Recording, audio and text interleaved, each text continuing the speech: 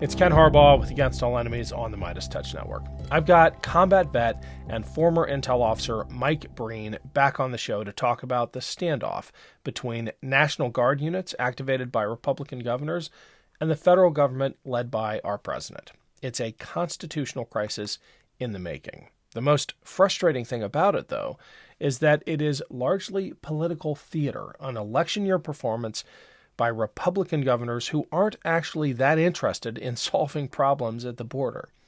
Republicans in the Senate actually negotiated a border security deal that included tremendous concessions by Democrats, but under pressure from former President Trump, that deal was tanked, at least for now. Here are Republican Senators Lankford and Cassidy blasting their caucus for caving to Trump's bullying. The former president calls this a betrayal.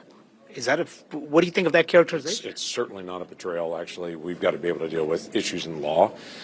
That's how we actually deal with things in America. Does he have access to the bill? Doesn't seem that way. It hasn't been released.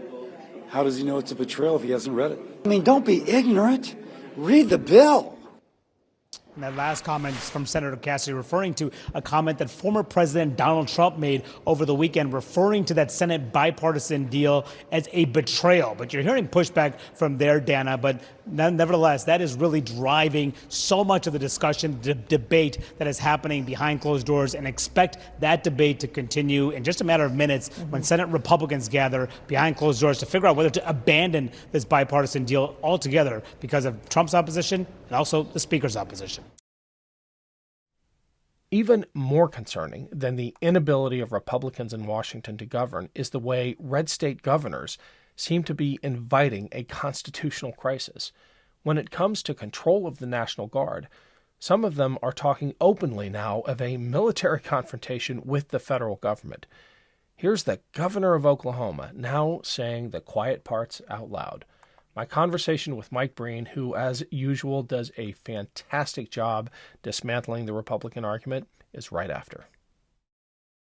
There's rumblings that Joe Biden should or may actually federalize the National Guard, take that power away from Greg Abbott. Let's say this showdown, that's what it is. It's a showdown. It's a showdown of power and loyalties and constitutionality. Let's say he does that. How many people say, no, you know what, screw you, Biden administration, and how many people stay and fight with Texas versus the federal things, and does that put us on course for a force-on-force conflict? I mean, right now you've got the federal agents that are cutting the wire, and then you've got the Texas National Guard on orders to put up wire. I mean, this is a powder keg worth of tension. So it's it's a very weird situation. We certainly stand with Texas on their right to defend themselves, but Biden's going to be in a tough situation. So in other words, he's going to try to federalize these troops. In other words, put them on federal orders. And so now their allegiance technically goes to the president of the United States instead of the governor. And of course, I think a lot of Texans, these are still, they're still Texans that are weekend, they're in the National Guards. They do 1 week in a month or when they get called up on duties by the governor. And I think they would be in a difficult situation to protect their homeland or to follow what Biden's saying. Literally open it. Very interesting. But then, then you've got Oklahoma and Florida and Tennessee, and you got all these other states that would send our National Guard to help and to support the efforts of Governor Abbott.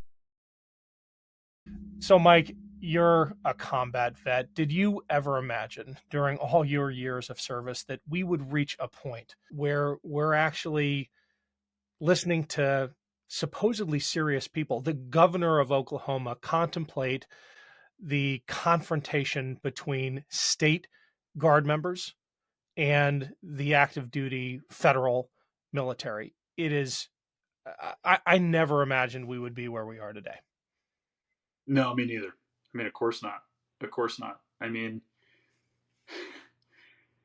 what do you even say? I mean, the first thing that comes to mind really is, I mean, we're both parents, right? So, I spend a lot of time outside with my family. So I got to teach my girls to be safe with fire when we go camping, You teach them not to play with fire. And the thing is, you do have to explain to kids that just because they played with fire once and got away with it doesn't mean it's now safe. And I feel like that's what we see with a lot of these political leaders. They're like kids playing with matches, and every time they get away with it and the house doesn't burn down, they think it's okay. I don't know whether it's occurred to these people how incredibly, incredibly badly this could end up. And there's a lot of people involved, but I keep thinking about Josh Hawley throwing the fist bump to the January 6th crowd and then, leaving, right, getting himself out of there. And the look on his face, it's like a kid with a book of matches. So we'll see if it goes up this time. But pitting Border Patrol agents, sworn federal officers against members of the National Guard of a state, circulating letters that talk about secession, going head to head with the Supreme Court, encouraging convoys of armed Americans to get together and start driving for the border as part of a quote unquote army of God. This is bad movie stuff. This is stuff we would have laughed at in a bad movie 10 years ago. The religious element really scares me because it's so uncompromising. And I think you and I both read the article that pointed out, I'll put a link to it in the show notes, that Army of God, which is this loose amalgamation of militia members and other border zealots and extremist groups, that is a direct translation of Hezbollah, which in Arabic means Army of God. And I think we need to call out that level of fanaticism, which we're seeing here. Yeah, I agree. I mean, I think two things when I see this stuff. One, a lot of these people obviously had very different Sunday school teachers than I did, right? But two, when I was wearing the uniform, I ran into a few armies of God. One of them was Hezbollah, the Sons of the Martyrs. It's it is scary stuff. You start arming up, and quoting scripture. It becomes very difficult to back down, and it does speak to a level of fanaticism. I am all for engaging as a citizen on the basis of the moral teachings of one's religion. And I think that's a wonderful thing. But there's a tipping point when you start waving, the quote unquote banner of God and calling people to arm up in the same breath. I mean, I've seen that. None of the people doing it were on my side. Right. I have too. And that's what scares me the most, because you just cannot negotiate with that kind of fanaticism. I wonder if it might be a little different here, though. When I look at these militia members, I just get the sense that it is, for now, still a game for so many of them. Like it seems to be a game for Greg Abbott and A.G. Paxton and the governor of Oklahoma, who have these almost Civil War fetishes. But like Hawley, who I think we have to keep going back to because that's the avatar for this entire shtick, the moment the bullets start flying, they are the first to hide behind the barricades. It's absolutely right. And it always starts this way. That's the thing. And it seems like a game, it seems like a lark, right? Right up till it's not. The same article you mentioned, and you can't point this out enough, points out the first battle of the Civil War, First Manassas. Half the aristocratic classes on both sides, from Richmond and D.C., packed up picnic lunches to go watch the glorious battle. They thought it was going to be a lark. They thought the war would be over, and it ends in the most blood-soaked conflict in American history. It starts with let's pack a picnic lunch for First Manassas, and it ends at the wheat field in Antietam, where hundreds of thousands of people are dropping an hour. So it's like children playing with fire. And I have to say, I look at who our political leaders are and the life experiences that too many of them have had, and I don't see any wisdom or character born of any kind of real experience in those people. You can't. I don't think you can be a moral person or even a remotely intelligent person see some of the stuff that you and I and many others have seen and decide that this is a game worth playing. But,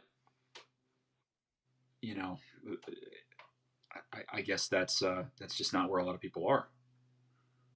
The theatrics are also a huge sign of disrespect to those in uniform, to those being asked to go carry out this theater, to those who are leaving their families and deploying to the border as some kind of performance. And I don't think that's talked about often enough. And as veterans, I think we need to share that perspective and get our buddies to do it too. This is hugely disrespectful to those who are actually being asked to go downrange. Definitely. And we're talking about the Guard, right? These guys have jobs, they have families. You know, they signed on the line and raised their right hand in the expectation that they would be called up to do serious things in the event of serious problems.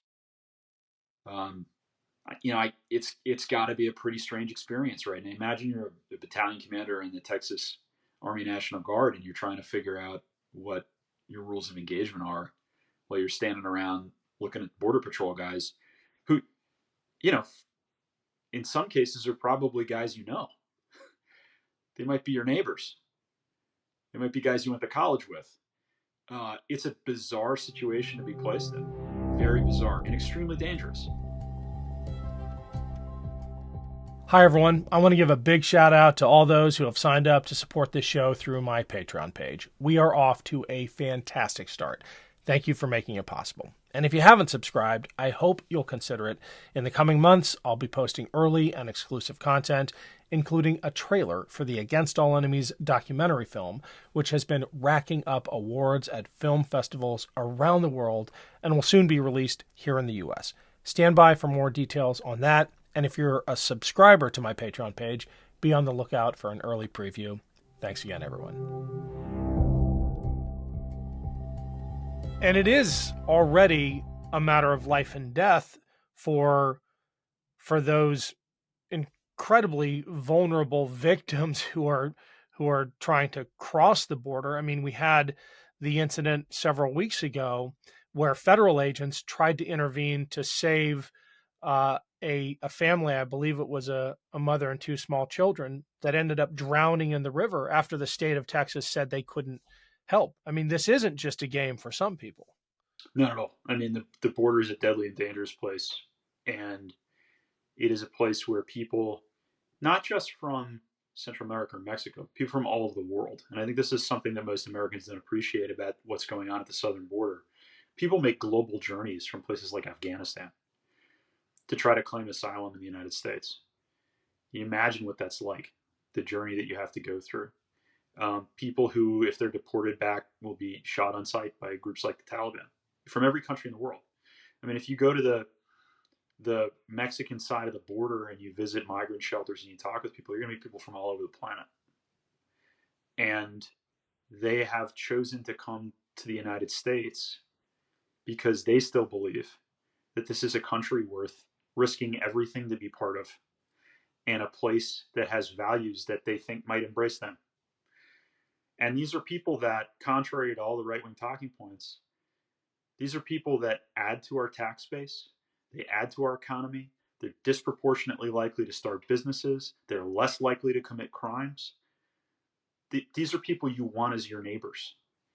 So to then turn around and put their lives at risk and to stand by where their children drown, while you talk about the Statue of Liberty and wave the flag, is perverse beyond belief. It is. And I would take that a step further and say I can't think of a better citizenship test than walking 1,000 miles barefoot. I'd be honored to have those kinds of neighbors, and I do. And when I compare that to the cosplay militia members who are willing to kill them to keep them out, there's no contest in my mind about who better embodies the ideals of being American. Maybe not the letter of the law, which needs to be reformed, but what it actually should mean to live the American dream. Absolutely. And you mentioned the law. Part of what's really perverse about what Texas and others have done here is they've created a lot of barriers for these folks to follow the law. The law says you ought to be able to walk up to a port of entry, look a U.S. official in the eye, the first one you meet, and say, I claim asylum. And that triggers, you have a legal right to do that under international law and under U.S. law, and that triggers a legal process where a judge decides if your claim is valid. And a lot of what we see now is obstacles placed in the path of people who just want to do that. That's all they want to do. Most of the encounters that are happening on the border right now, it's fair to say, when people avoid these checkpoints and swim the river, that's not their first option. It's because they can't. Most of these people are trying to find somebody wearing the flag so that they can claim that right. And, some of them are doing that and they don't meet the requirements. In which case, we have a system for that. We have an entire system for that. It's underfunded by Congress. There's a backlog, but that's easy to fix. But this chaos at the border is, in so many ways, created intentionally.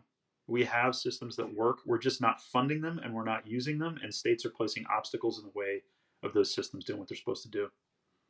Talk about the political ramifications of that chaos. And I mean, specifically as it relates to the 2024 presidential election, because we are hearing now that there is being placed on Congress a ton of pressure by former President Trump himself to maintain the crisis at the border, to continue the crisis at the border as an election ploy. Yeah, that's right. That's right. The politics are disgusting, right? So first, they've commingled a border crisis that they in many ways created through previous failures to fund the system and all kinds of other things.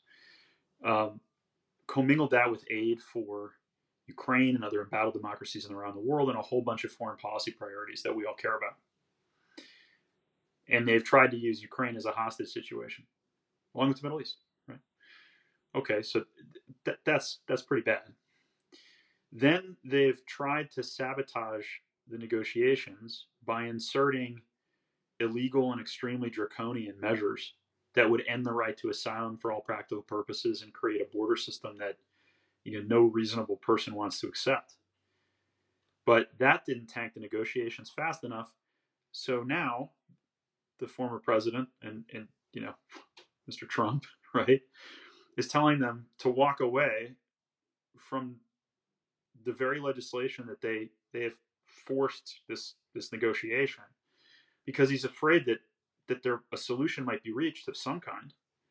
And he wants this chaos because, like every rising demagogue ever, he wants to break the system so that he can claim he's the only one who can fix it. He wants to plunge the country into total chaos and then walk in like some kind of savior. Everybody who wants to take power from a demagogue angle or an extremist angle tries this. It's a tough comparison, but I'll make it anyway. Al-Qaeda in Iraq's strategy was to start a civil war that would force the Sunni ethnic group to turn to them to protect them, because nobody wanted anything to do with them in 2003, 2004. So they started a sectarian civil war so that they could emerge as the saviors of Sunni Iraqis, right? This is the playbook. You create a disaster, and then you position yourself as the only one who can fix it. Trump's doing it in the open right now with the border. Forget the specifics. The specifics are terrible. The border deal that was being negotiated is probably a terrible deal. I don't think it's going to happen anyway. We at Human Rights First have been opposed to a lot of the measures we've heard might be in it because there are better ways to solve our border problem than just punishing people who've already been punished, right? But all that said, you can't forget the big picture.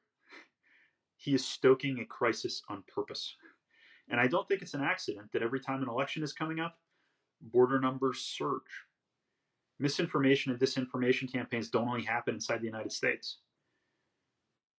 When the word goes out in the community in Central America, when the word goes out among the community of people seeking asylum that now is the time to go to the border, now is the time to make your crossing, I have a lot of questions about where that word comes from and how coordinated that is. I don't have any facts for you, but it sure looks pretty suspicious that we get a quote unquote invasion every single time Trump or someone like him wants to stoke this issue to his political advantage. Where can people learn more about Human Rights First, and what can they do to help? We're at humanrightsfirst.org. We always need your financial resources, of course. We're a nonprofit. We don't take government funding. We maintain our independence, and we do this work with your support. If you're a veteran, if you're a lawyer, if you're a technologist who wants to build technology for the human rights movement with us, if you're an activist, if you're just somebody who wants to pitch in, we can use your skills. This is a place, this is an organization where we will put you to work, not just ask you for your money or your active protest. We are doing real work with our sleeves rolled up, and we need your help. Thanks so much, Mike. Really proud of the work you're doing. We'll keep tracking. Let's talk again soon. Thanks so much, Ken. Appreciate it.